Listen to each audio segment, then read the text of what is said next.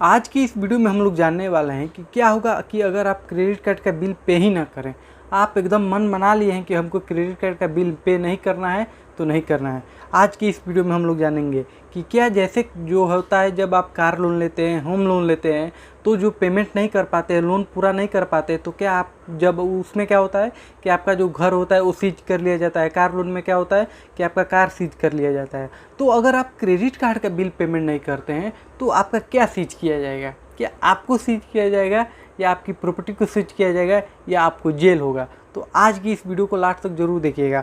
आज का ये वीडियो बहुत ही इंपॉर्टेंट होने वाला है। सबसे पहले हम लोग 3 चीज़ें जान लेते हैं क्या क्या आज की इस वीडियो में हम लोग बात करने वाले हैं। तो सबसे पहले सवाल होता है कि क्रेडिट कार्ड बिल जमा नहीं किए तो आपके साथ क्या होगा।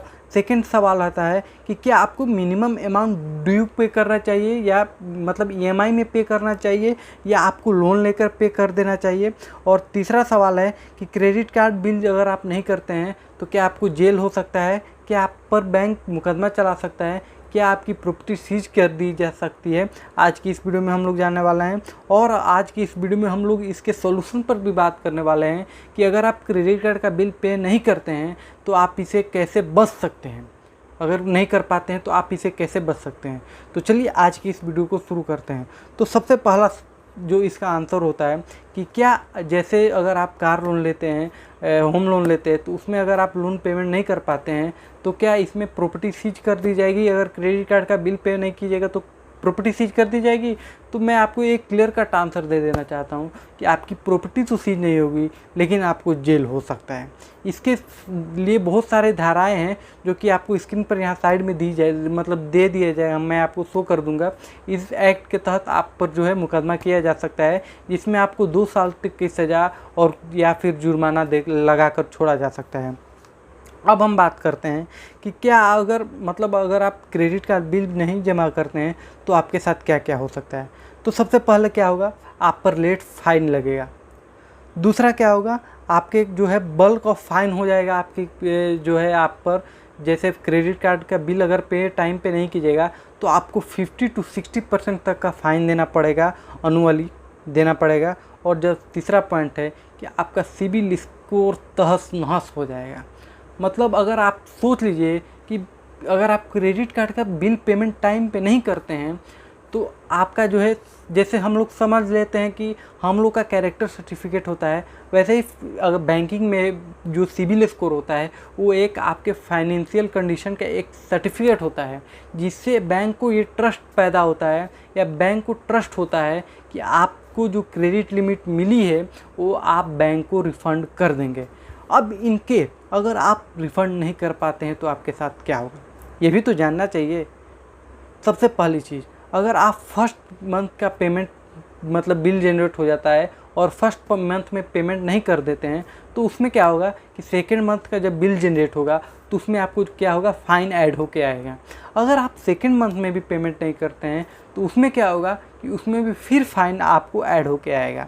अगर आप थर्ड मंथ का भी पेमेंट नहीं कर देते हैं तो उसमें क्या होगा कि आपको बैंक के तरफ से कॉल आने शुरू हो जाएंगे और आपके क्रेडिट कार्ड को ब्लॉक कर दिया जाएगा परमानेंटली और आपका सिबिल तो तहस नहस होगा ही।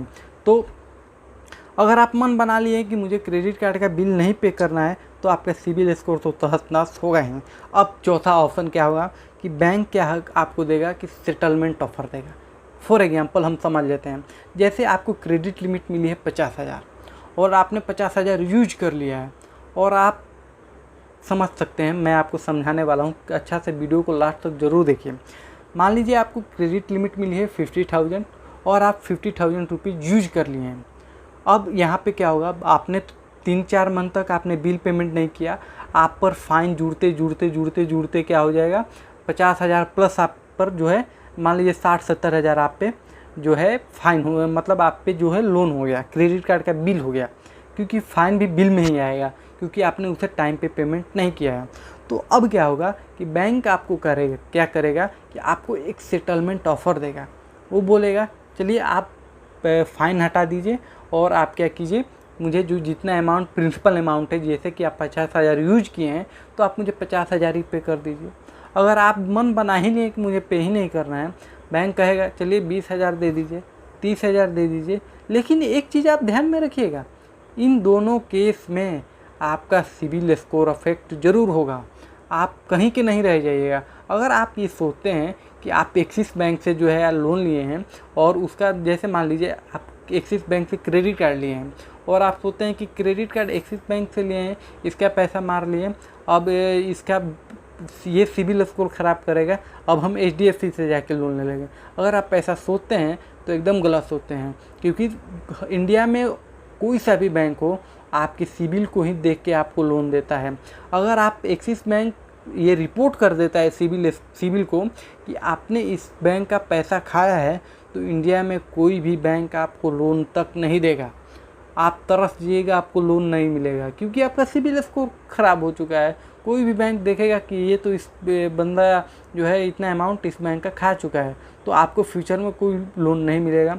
और सबसे बड़ी बात यहाँ हो जाती है कि सिबिल स्कोर बिल्ड करना बहुत ही मुश्किल चीज़ होती है, और फिर से आपका जो है सिबिल स्कोर इम्प्रूव करना मतलब एक मुश्किल सा टास्क हो जाएगा। इसके मतलब समझिए, मुश्किल टास्क इसलिए हो जाएगा क्योंकि सिबिल स्कोर बनता ही तब है जब आपको क्रेडिट कार्ड मिलता है, जब आपको लोन मिलता है, तभी आपका जो है सिबिल स्कोर बनता है। अब जब आपको लोन ही नहीं मिलेगा, जब आपको कोई सा क्रेडिट कार्ड ही नहीं मिलेगा, तब आपका सिबिल स्कोर कैसे बनेगा। तो मैंने आपको इन सारी चीज़ों पर बात कर लिया। अब हम बात करते हैं कैसे आप बच सकते हैं। ये भी तो बात करने वाली चीज़ है। मान लीजिए अगर आप क्रेडिट कार्ड का बिल पे नहीं कर पाते हैं, एक कंडीशन ये भी तो ले सकते हैं हम लोग कि मान लीजिए आपका फाइनेंशियल कंडीशन ख़राब हो गया, आप बिल नहीं पे कर पा रहे हो, लेकिन आपका सिबिल स्कोर अच्छा है क्योंकि आप इसके मतलब जो प्रीवियस में क्रेडिट कार्ड यूज किए हैं उसका बिल पे आप टाइम पे किए हैं, तो आपका सिबिल स्कोर तो अच्छा होगा।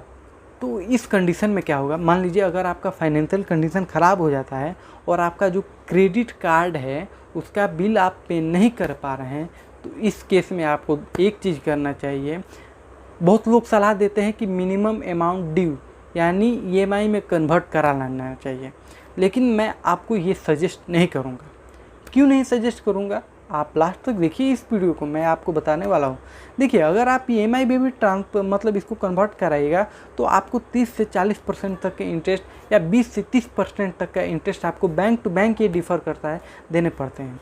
लेकिन मैं आपको यहाँ पे एक दूसरा ऑप्शन दूंगा, आप लोन लेकर इस क्रेडिट कार्ड को बिल पे कीजिए, वो भी फुल अमाउंट पे कीजिए। मिनिमम अमाउंट आप क्रेडिट कार्ड का बिल का कभी मत पे कीजिए। अगर आप लोन लेते हैं, अब मैं लोन लेने के लिए बात बोल रहा हूँ, अगर आप पर्सनल लोन लेते हैं तो आपको 12 से 13% तक के, अगर आपका सिबिल अच्छा है तो 10 से 11% तक इंटरेस्ट में आपको पर्सनल लोन मिल जाएगा। और आप उस लोन से क्या कीजिएगा, आप अपने क्रेडिट कार्ड के बिल पे कर दीजिएगा और आपका जो वो लोन है उसको आप EMI में 12% इंटरेस्ट पे कन्वर्ट कराकर उसे आप पे कर सकते हैं। लेकिन वहीं अगर आप क्रेडिट कार्ड के बिल को EMI में कन्वर्ट करा के पे करते हैं तो वहाँ पे आपको 20 से 30 या 30 से 40 या 50% तक का आपको इंटरेस्ट देने पड़ सकते हैं। तो इसलिए मैं आपको यही सजेस्ट करूँगा कि आप क्रेडिट कार्ड के बिल को मिनिमम अमाउंट ड्यू में मत पे कीजिए, आप उसे बैंक से लोन ले लीजिए। बैंक से लोन आपको इजीली मिल जाएगा क्योंकि आपने क्रेडिट कार्ड के bill previously time to time payment किए थे। और इससे क्या होगा, आपके सिबिल स्कोर भी अच्छा रहेगा, आपका सिबिल स्कोर भी इम्प्रूव हो जाएगा और आप कम से कम इंटरेस्ट में आप अपने क्रेडिट कार्ड के बिल टाइमली पे कर सकते हैं।